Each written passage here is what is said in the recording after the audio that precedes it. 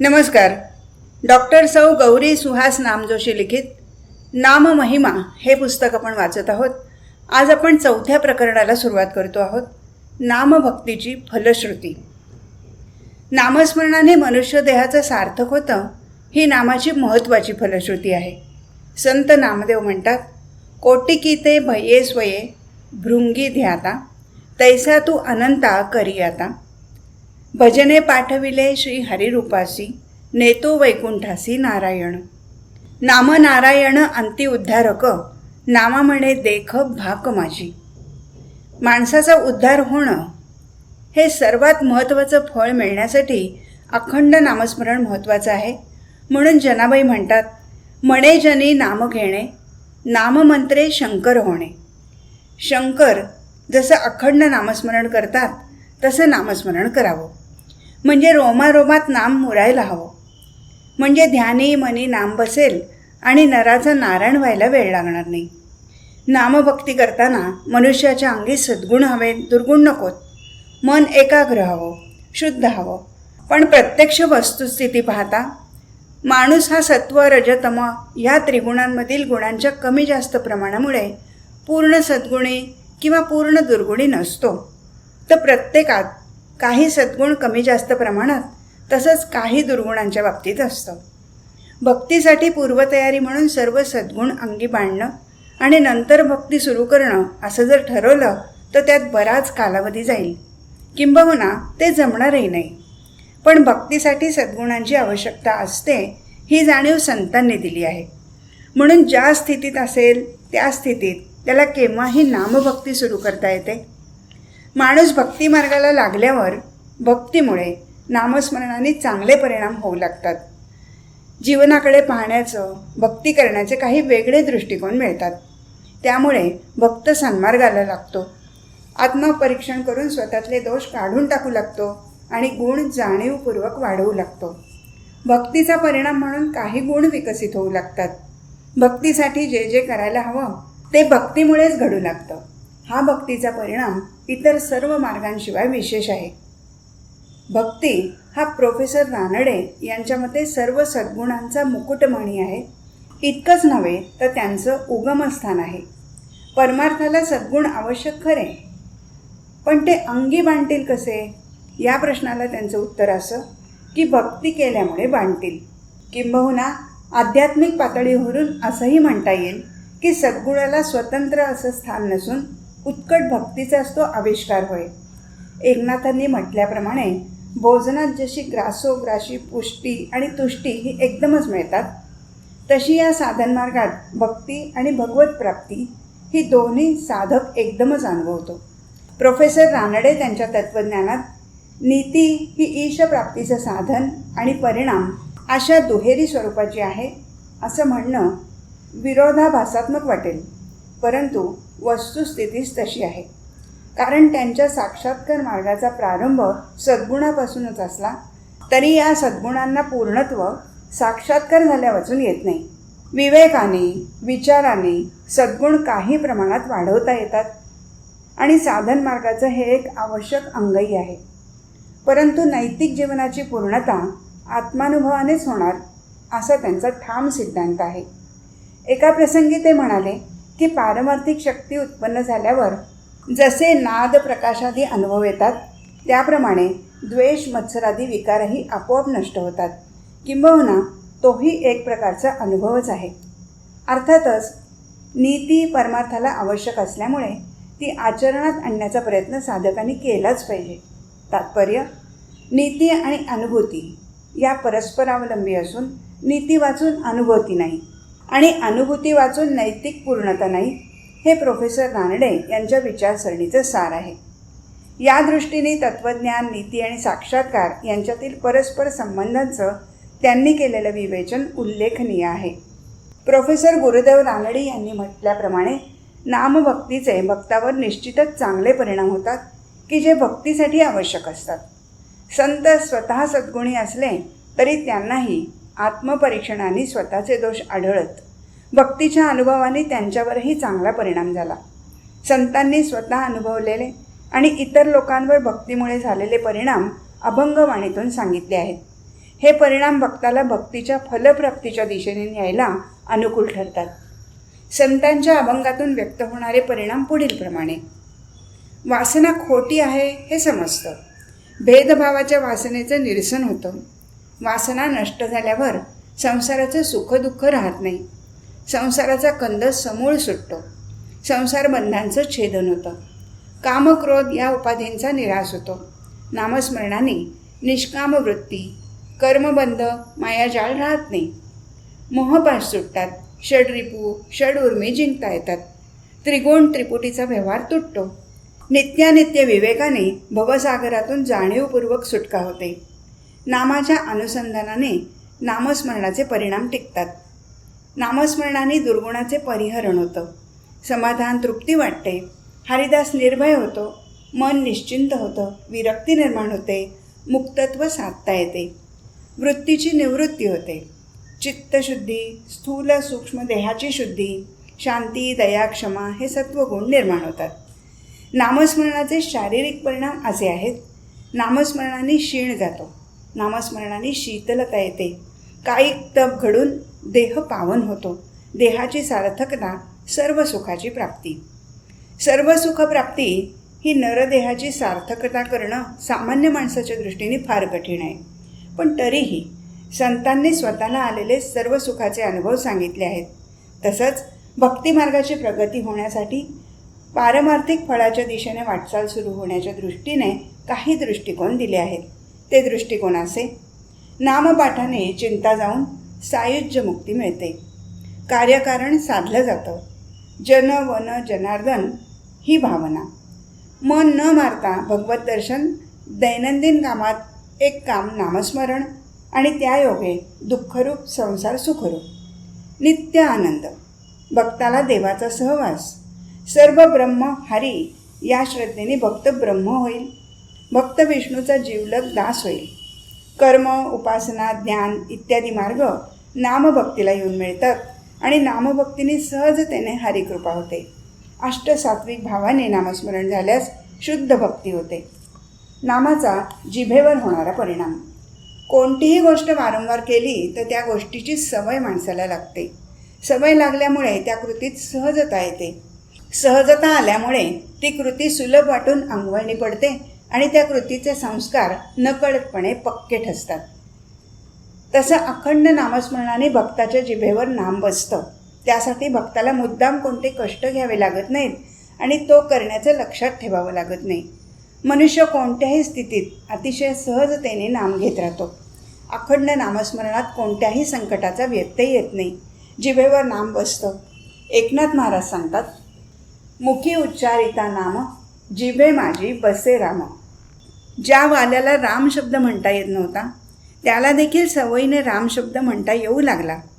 आणि रामनाम जिभेवर बसल्यावर भोवती मुंग्यांचं वारूळ झालं तरी जिभेने रामनाम सोडलं नाही. नामाने माणसाची असत्य बोलण्याची सवय जाते. पूर्वी जिभेने काही असत्य बोलले गेले असेल तर त्याचा जिभेवर बसलेला मळ नामस्मरणाने निघून जातो. राम या सत्य नामाचा प्रभाव जिभेवर होतो. नामदेव या परिणामाचं वर्णन करतात. असत्याचे मळ बैसले जे वाचे, ते न फिटती साचे तीर्थोदके. हरिनामामृत प्रक्षाळी जिव्हे ते, पाणीये बहुतेक काय करीती. या परिणामाने नामदेवांना झालेल्या फलप्राप्तीचं वर्णन नामदेव याच अभंगाच्या उत्तरार्धात करतात. गंगा सागरादी तीर्थे कोडीवरी, हरिनामाची सरी न पावती. हरिनाम गंगे सुस्नात पै झाला, नाम्याजवळी आला केशीराज. नामस्मरणाने वाणी निर्मळ, पवित्र, पुनीत आणि शुचिरभूत होते. एकनाथ सांगतात, वासुदेव स्मरण पापहरणाचे मूळ, तीर्थाचे माहेर ब्रह्म व्यापक निश्चळ. अघनासी मुखी स्मरता वाचा झाली निर्मळ, त्रिविध ताप शोषुनी रूपी स्वरूपी सुमंगळ. ओम नमो भगवते रामकृष्ण वासुदेवा. पाप घालवण्याचं मूळ वासुदेवाचं स्मरण हे असल्यामुळे आत्तापर्यंत काही वाईट बोलण्याने जीभ अमंगळ झाली असेल तर ते पाप सर्व जातं आणि जीभ पवित्र होऊन तिच्याद्वारे बाहेर पडणारी वाचा निर्मळ होते. आणि मुखात नाम असल्यामुळे यापुढे सर्वत्र चांगलंच बोललं जातं. त्यामुळे माणसाला होणाऱ्या त्रिविध तापाबद्दल काही वाईट उद्गार काढून खेद व्यक्त केला जात नाही, तर ते शोषले जाऊन त्याचं स्वरूप सुमंगळ मानलं जातं. भगवंताचे गुण चरित्र इतकं पावन पवित्र आहे की ते वर्णन करणारी माणसाची वाणी आपोआप पवित्र होत असल्यामुळे एकनाथ सांगतात, धन्य धन्य श्री हरीचे गुण, नाम पावन ऐकता, जे जे अवतार चरित्र, वर्णिता पवित्र वाणी होय. धन्यवदन. तुकाराम म्हणतात, रामकृष्ण रंगी रसना रंगली, अमृत उकली नाम तुझे, तुका म्हणे धन्य तयाचे वदन, जपा नारायण ध्यानी मनी. बोली विठ्ठल होते. नामात रंगून जाणं ह्या परिणामाची परिणिती फार मोठी आहे. निळा सांगतात, निळा म्हणे वाचा बोली, विठ्ठल होऊ निळा ठेली. धन्यवाणी. विठ्ठल नामात एकरूप झालेली वाचा विठ्ठल होऊन जाते, त्यामुळे अशी वाणी धन्य होते. म्हणून ज्ञानदेव म्हणतात, ऐशी वेदशास्त्री पुराणी, जो रातला नामस्मरणी, धन्य तया तीर्थ पर्वणी, धन्यवाणी तयाची. वाचेत नामाचा ओघ येतो. पुराण कालापासून लोक नामाची फलश्रुती सांगत आले. संत निळोबा त्यांचा स्वतःचा अनुभव सांगतात. वाचे बोलविले देवे, मजे हे काय होते ठावे, सहज नामे आळविता, ओघ आला हा अवचिता. देवच आपल्याला बोलतं करतो. त्याचं नाव श्रद्धेने घेत राहिल्यास अचानक नामाचा ओघ आपोआप चालू राहतो. हा फार मोठा परिणाम आहे. अखंड नामस्मरणाच्या योगाने अनेक लाभ होतात. श्रोता वक्ता दोघांना लाभ. नामस्मरणाचा लाभ एकट्या नामधारकालाच म्हणजे वक्त्यालाच होतो असं नव्हे, तर नाम ऐकणाऱ्याला म्हणजे श्रोत्यालाही होतो असं नामदेव सांगतात. जे जे पुण्य जोडे हरिनाम गजरी, त्याचे वाटेकरी दोघे जण, सावधान श्रोता आणि प्रेमळ वक्ता, जे भजे अनंता निर्विकल्प. हरिस्मरणाचा परिणाम हरिचिंतन सुरू. अखंड नामस्मरणाने भक्ताचे सर्व सायास पूर्ण होतात. तो हरीचं चिंतन करू लागतो.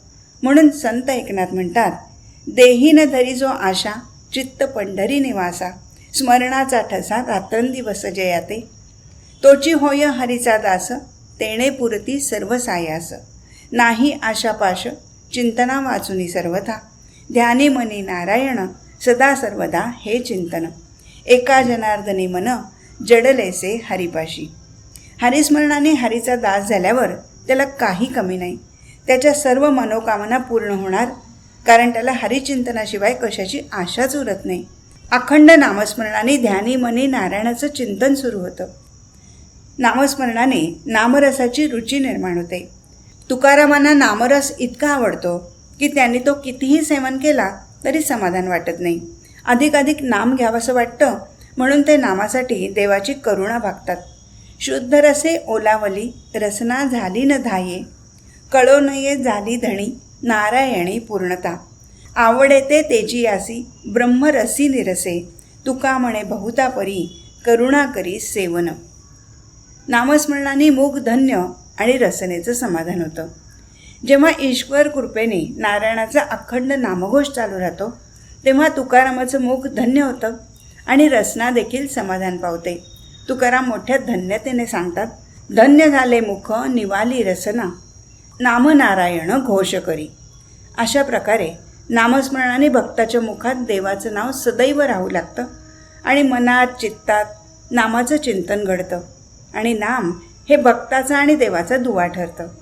देवाचं नाम घेऊन घेऊन भक्त आणि देव यांची जवळीक वाढते आणि परस्परांमध्ये प्रेम निर्माण होऊन तेही वृद्धिंगत होतं. नामस्मरणाने भक्ताचं आणि देवाचं प्रेम वाढतं. तुकाराम म्हणतात, पाचारिता धावे ऐसी ठाईची ही सवे, बोले करुणा वचने करी कृपा लावीस्तनी, जाणे कळवळा भावसिद्धीचा सोहळा, तुका म्हणे नाम मागे मागे धावे प्रेम. नाम घेणाऱ्या भक्ताच्या मागे मागे हरीचं प्रेम धावत असतं.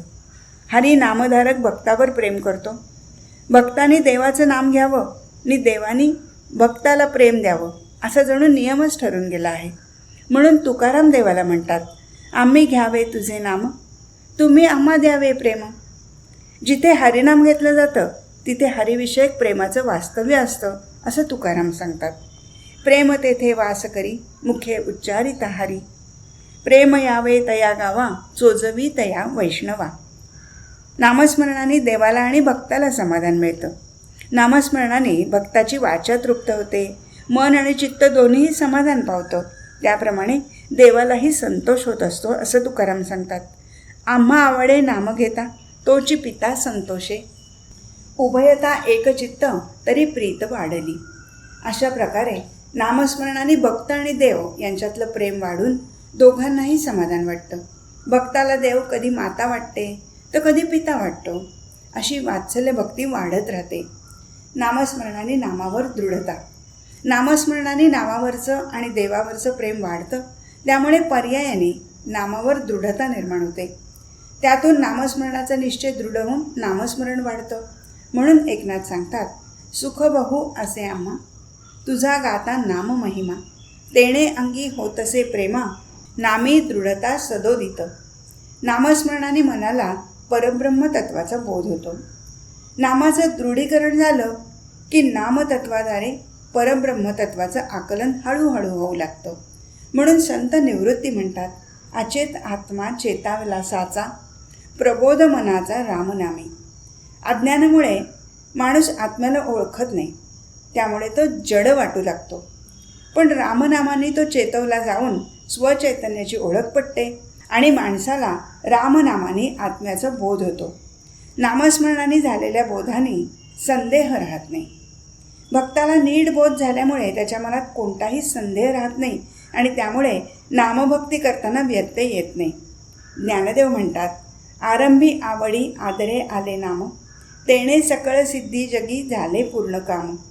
रामकृष्ण गोविंद गोपाळा, तू माय माऊली जीवी जिव्हाळा, तुझी येणी नामे सकळ संदेह फिटला, बाप रखुमा देवीवरा श्री विठ्ठला. एकनाथ म्हणतात, नामे शोक संदेह बुद्धी, नासत असे हरिनामे. वासना खोटी आहे हे नामस्मरणाने समजतं. वासना म्हणजे इच्छा, कामना. विषयासंबंधी आसक्ती म्हणजे वासना. ही इंद्रियांना विषय भोगायला प्रवृत्त करते. इंद्रिय दुर्बल झाली तरी वासना नष्ट होत नाही. वासनांचा पसारा म्हणजेच संसार. खरं तर परमात्मा हृदयात राहतो, पण वासनेने चित्तवृत्ती मलिन होऊन देहाहंकार वाढतो आणि जीव आपल्या ठायी असणाऱ्या चैतन्य स्वरूप परमात्म्याला विसरतो. मात्र भगवत भक्ती केली तर चित्तवृत्ती निर्माण होत असल्यामुळे भागवतात सांगतात, तेथ करिता भगवत भक्ती निर्मळ होय चित्तवृत्ती, तेव्हा निर्विकार स्वरूप प्राप्ती भक्त पावती निज भजने. एकनाथी भागवत. देहभावाच्या वासनेचं निरसन. नामस्मरणाने देहभावाची वासना निरसेल असं एकनाथ सांगतात. भेदभावाची वासना रामनामे निरसे जाणा. रामनामाने परमतत्वाचा बोध झाल्यामुळे द्वैताद्वैत हा भेद जातो. माया ही उपाधी आहे हे समजतं. त्यामुळे मायेतून निर्माण होणारी वासना नष्ट होते. वासनेचा नाश झाला नाही तर सुखदुःख भोगावी लागतात. एका नामाशिवाय सारं मिथ्या आहे असा सारासार विचार झाल्यावर आणि वासना नष्ट झाल्यावर भवसागरात विषयांच्या किती लाटा उसळल्या तरी त्यांचा मोह होत नाही आणि विषय प्रपंचापासून माणूस अलिप्त राहू लागतो. अशावेळी माणकोजी बोधला स्वतःचा अनुभव सांगतात. सांगड बांधारे भक्तीची, रघुनाथ नामाची, लाटा उसळती विषयाच्या, भवत्या प्रपंचाच्या, माणकोजी बोधला बोधला, हरिनामी रंगला. संसाराचा समूळ कंद तुटतो. एकनाथ सांगतात, नामस्मरणे निरसे भेद, तुटे समूळ कंद संसार, निरसे भोग दुःख व्याधी, तुटे उपाधी शरीर. केवळ भेदामुळे संसार हा वेगळा मानला जातो. तो नाशवंत आहे. पण हे लोकांना न समजल्यामुळे त्यांना संसार दुःख जाणवत राहतं. वासनांमुळे भोग भोगावे लागतात, त्यामुळे दुःख वाटायला येतं. पण नामस्मरणाने भेदाचं निरसन झाल्यावर वासना नष्ट होतात आणि त्यामुळे कोणते भोग भोगावे लागत नाहीत. त्यामुळे संसाराचा मूळ कंदच तुटतो. नामस्मरणाने संसार बंधाचं छेदन. जीवाला पडलेला भ्रम दूर करण्यासाठी भगवत भक्ती हाच उपाय आहे. म्हणून एकनाथी भागवतात सांगतात, माझी व्हावी चित्तशुद्धी, ऐशी उपजावया बुद्धी, भगवत कृपा पाहिजे आधी, ते साधने सिद्धी पावती. साधने माझी मुखभक्ती, त्यात विशेषे नामकीर्ती, नामे चित्तशुद्धी चित्ती, स्वरूपस्थिती साधका. नामापरते साधन सर्वथा नाही आन, नामे भवबंधच्छेदन, सत्य जाण उद्धवा. नामस्मरणाने चित्त शुद्ध झालं की मन स्थिर होतं. त्यामुळे नाम ऐकताच सर्व इंद्रियांचे कोड पुरवलं जातं. म्हणजे सर्व इंद्रियांची इच्छा ही नाम हीच होते. इतर इच्छा नामस्वरूप होतात. कारण भेदाचं निरसन झाल्यामुळे मनात चित्तात सर्वत्र एक नाम हाच विषय असतो. म्हणून एकनाथ म्हणतात, सर्व इंद्रिये पुरले कोड नाम वाड ऐकता. विठ्ठल नामाने देहाभिमान गळून पडतो. म्हणून सोयराबाई म्हणतात, नाठवे भावना देहाचा विसर विठ्ठल उच्चारच संतजनी. नामस्मरणाने द्वैत भावाचा निराश होऊन मीपणा हरपतो. म्हणून चोखोबा म्हणतात, माझा हा मीपणा हरपला जाणा, कळल्या आगम निगमाच्या खुणा, भवसागराचा दाता विठ्ठल विठ्ठल वाचे म्हणता. नामस्मरणाने आदी अंत म्हणजे भगवंत हे सर्वाचं मूळ आहे हे समजतं. चोखोबासारख्या हीन जातीतल्या सामान्य भक्ताला नामस्मरणाने बोध होतो आणि त्याचा द्वैत भाव मिटतो. नामस्मरणाने कामक्रोध या उपाधींचा निराश होतो. नामस्मरणाने द्वैत भावना गेल्यामुळे अन्य इच्छा उरत नाही. एक भगवंताची ओढ लागते, ती नामस्मरणाने पूर्ण होतेच. इच्छा पूर्ण झाली नाही तर क्रोध येतो. इथे द्वैत संपल्यामुळे इच्छा म्हणजे कामभावना नाही आणि क्रोधही नाही, दोन्हीचा निराश होतो. म्हणून एकनाथ म्हणतात, रामकृष्ण हरी मंत्र हा सोपा, उच्चारिता खेपा खंडे कर्म, तुटली भावना द्वैताची ते बुद्धी, निरसे उपाधी कामक्रोध. रामनामाने क्रोधाचं निवारण होतं, कामभावना शांत होते. एकनाथ सांगतात, ते हे सोपे रामनाम, जपता निवारे क्रोध काम. जो आवडीने नाम घेतो त्याला कामक्रोधाची बाधा होत नाही. नामस्मरणाने निष्काम वृत्ती होते. नामस्मरणाने भक्ताची वृत्ती निष्काम होते. त्याला ईश्वर भक्तीशिवाय कोणतीच इच्छा राहत नाही. जनाबाई सांगतात, तो हा भक्ताचे तोडरी, वाचे उच्चारिता हरी, काम होऊनी निष्काम, काम भावभक्ती प्रेम. नामस्मरणाने कर्मबंधन नाही, मायाजाळ नाही. जे भगवंताला अनन्य भावाने शरण जातात त्यांना कर्मबंध होत नाही. एकनाथी भागवतात म्हटलं आहे, जे अनन्य शरण हरिचरणा, ते कर्मबंधना नातळती. संत निळोबा त्यांचा स्वतःचा अनुभव सांगतात. गर्जता विठोबाच्या नामे, जाळीली कर्मे शुभाशुभे, रिघाले अवघिया बाहेरी, विठ्ठल अंतरी धरोनिया. कैचे तया मायाजाळ, विराली तळमळ कल्पनेची, निळा म्हणे भोग त्याग, त्याचे पांडुरंग हो सरला. नामस्मरणाने मोहपाश सुटतात. संसार हा भ्रम आहे, देह नाशवंत आहे असा विचार केला तर त्या देहाचे चोचले पुरवण्यासाठी इंद्रियांना बाह्य गोष्टीचा मोह होणार नाही. आणि मन नामाकडे वळवलं, देहाभिमान सोडला तर सर्व मोहपाश तुटतील. म्हणून नाम घ्यावं असा दृष्टिकोन निवृत्ती देतात. संसार भ्रमे भ्रमले हे जीव, नेणती हे माव रोहिणीची, जाईल हा देह सरेल आयुष्य, आपोआप भविष्य उभे राहे.